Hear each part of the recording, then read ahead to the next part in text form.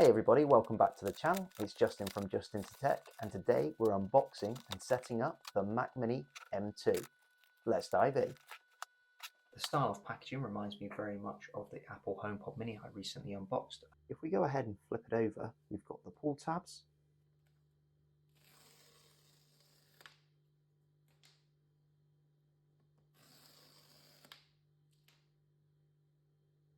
And then we can go ahead and remove the lid of the box, and it reveals the Mac Mini M2 in silver.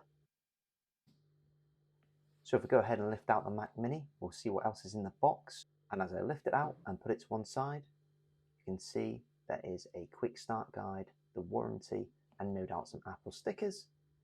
And underneath that, we've got our power lead / power cable, and that is it. So in the box, you get the Mac Mini itself, your quick start guide, and your warranty and stickers, and your power lead. The Mac Mini M2 model I've gone for here is the entry-level model with 8 gigs of RAM or unified memory, 256 gigabytes of storage, and obviously the star of the show, the M2 processor, which has 8 CPU cores and 10 GPU cores. Now at first glance, you could definitely be forgiven for mistaking the new Mac Mini for one of the older versions. They look extremely similar, but there are a few subtle differences. If we take a look around the front, comparing this against the 2012 version, you can see that there's no AI receiver, and if we flick around to the back, you can see that the ports are very different. If we look at the new Mac Mini from left to right, you can see we have our power button, our power cable connection, the Ethernet port, 2 Thunderbolt 4 ports, an HDMI, 2 USB-A ports, a 3.5mm headphone jack, and a small vent for the fan. Power on, click, click, click, sound. Select the language. To use English as the main language, press the return key. Select the country and region, and then choose any accessibility options. Then select your Wi-Fi and enter your password. Realize you've not yet paired that Bluetooth keyboard right in front of you, so switch to a wired one. Choose what data and permissions you want to give. I opted for locations, Siri, screen on time, and appearance. I've also gone for light mode.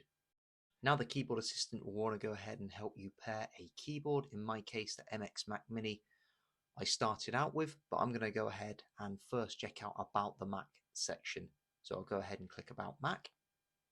Now the About Mac section is something new to me in Ventura, and that's how the About section has changed. So to find the storage, you now have to click More Information and you are taken to the settings. Now if you haven't seen this before, but have an iPhone or iPad, or even seen the settings on any Apple product, this is now looking so much more unified across the iOS and macOS platform, and I've got to say, I like it a lot. Now you can see the details of the Mac and software version in the settings.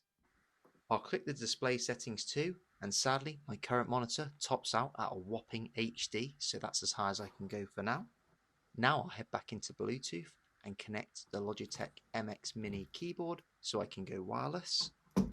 The Mac knows the keyboard that I'm trying to connect is not an original Apple one, so it prompts me to say, hey, why didn't you buy our keyboard? So I'll go ahead and click identify and identify my keyboard as a keyboard, and then I'll go ahead and select region as Europe, and we are good to go.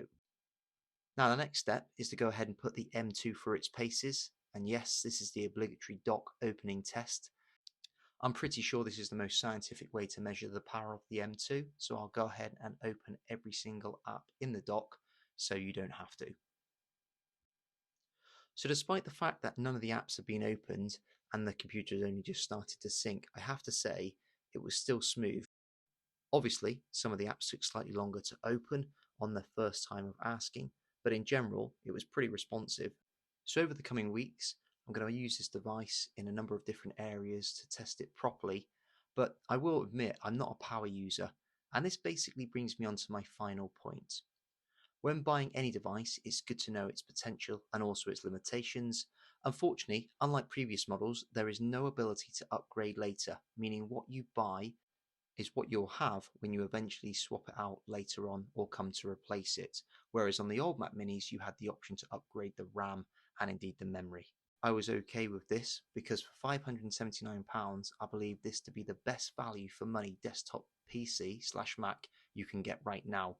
Not necessarily by spec, but by user experience, responsiveness, and capabilities. I've also made a trade off in that as the device won't be moving much, I'm happy to use it with an external storage device such as a Samsung T7, which is super quick for transferring files. This is a fraction of the price for a lot more memory and storage. There are also some cool docks available which offer some additional storage and ports on the front, which the Mac Mini basically sits on. These are super useful and also again a fraction of the price. So there you have it, that's the Apple Mac Mini M2. Is this the best value desktop you can buy? I'll leave that up to you. To see if the Apple HomePod Mini is worth buying, you can link to that video just here.